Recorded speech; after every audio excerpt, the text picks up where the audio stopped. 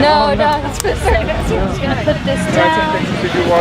Yeah, of course, yeah. All right, so this is the Houston Critic. We're online. We're pretty new. Really excited to be here. But obviously you've been on tour a bunch of times. This is not your first time on the Warped Tour. No. What is something like really, I don't know, funny or crazy, like the craziest thing that's happened to you on the Warped Tour? I was in a band called Rocket to the Moon. That was the last band that I was in, and we did it in 2009. The first day of Warped Tour, like we did it from the start. We did 2 weeks or 3 weeks, I think. But first day of Warped Tour, we were, I think, the first band on the stage that we were on. And our first set, so first, our bass player tripped over the banner that we had. Oh my god. And he wiped out. His bass hit the ground. No. Something happened with the drums, like he fell into the drums and then fell on the ground, or he tripped over my foot. That was like to start our first Warped Tour experience. He wiped out on stage. How did you guys recover from that? I Were you laughed about it, just laughed at it, and he got up and laughed. It's on video somewhere on YouTube. We saw it and laughed about it. That's all you gotta do. Is It's just nice laugh to look about back. that stuff. Yeah, it's funny. Seriously. Yeah. So you're obviously like huge influence on so many people here coming out to see you. Who influenced you? Like who was like you for yourself? I'd say Tom Petty and the Heartbreakers. They're my number one, and Tom Petty himself is my number one guy. People like Ryan Adams and you know, Johnny Cash, the Beatles, like kind of everything. Yeah. Of course, definitely.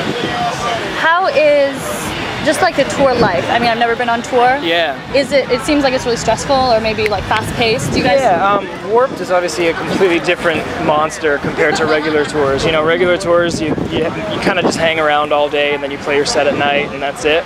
Warped Tour, you have to be up early because you don't know when you're playing until they tell you at 9:30 in the morning. So you're up all day trying to do press like this, and you know, you gotta figure out schedule like lunch and dinner, and then you gotta go around and promote, like sell CDs, sell shirts and stuff. So it's a lot of work, you know. Speaking of CDs, what's that? Plug your CD. Yeah, my new CD is called Big Skies. Came out the 27th of May.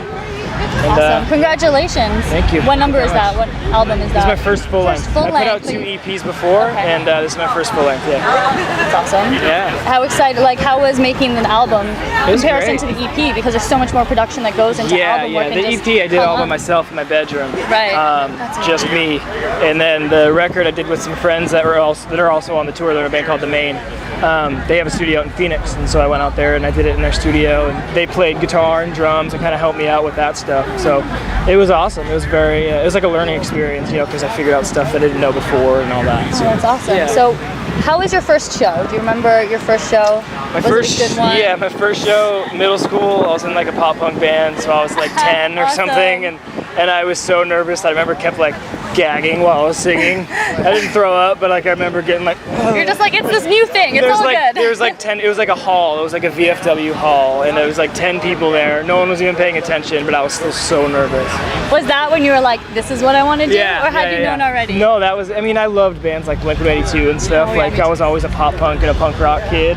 So like seeing videos in them and like having their DVDs of them on tour and doing Warped Tour, I was always like, that's what I want to do. Yes. So I kind of traced that dream a little bit. Awesome. So how have you evolved your EP to your out? Like what's the evolve? Yeah. You know what I'm saying? Yeah. They're kind of similar. I mean, the EP I did on my own, so like I was my own critic. So you know, I had to kind of tell myself certain things were dumb, and certain things were cool. And the record, you know, I had more input from friends and people helping me with the record. So it's pretty similar. I think the record is more like rock and roll and like upbeat, and my previous stuff was like more singer-songwriter, acoustic, slower kind of stuff. Of course. So to any artist trying to make it, since you just, you know, you did your EP in your room, as you said, on your computer.